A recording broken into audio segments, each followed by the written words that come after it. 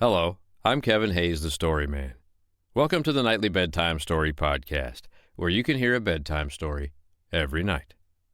Don't forget to subscribe to the podcast so you can follow the stories every night. If you would like to send me an email, you can do so by visiting the webpage at www.thenightly-bedtimestory.com. Down at the bottom of the page, you'll find a contact form, and you can fill that out and send me an email, with your parents' permission, of course, if you're a child. I'd love to know what you think of the show, and I'd like to know where you're from. There are listeners of the Nightly Bedtime Story Podcast all over the world, both children and adults. I always love to learn where the listeners are from. Now, tonight's bedtime story is The Little Thief in the Pantry. I hope you like it. The Little Thief in the Pantry. "Mother dear," said a little mouse one day, "I think the people in our house must be very kind, don't you? They leave such nice things for us in the larder." There was a twinkle in the mother's eye as she replied, "Well, my child, no doubt they are very well in their way, but I don't think they are quite as fond of us as you seem to think.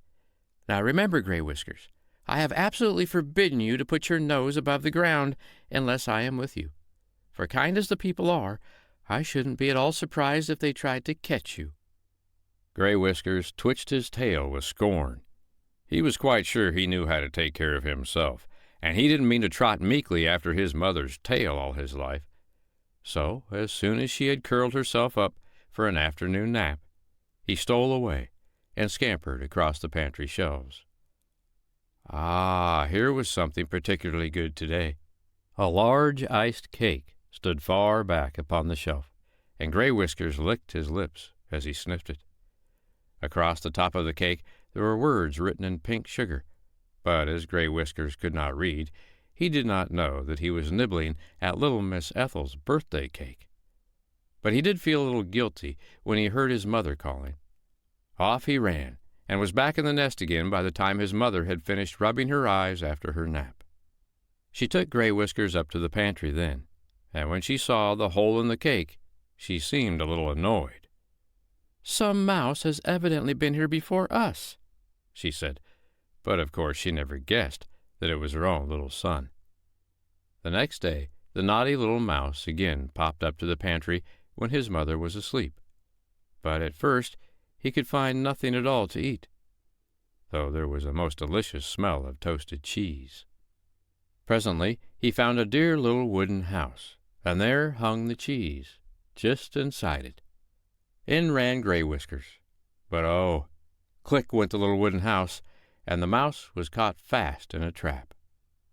When the morning came, the cook, who had set the trap, lifted it from the shelf, and then called a pretty little girl to come and see the thief who had eaten her cake. "What are you going to do with him?" asked Ethel. "Why, drown him, my dear, to be sure." The tears came into the little girl's pretty blue eyes. "You didn't know it was stealing, did you, Mousie dear?" she said.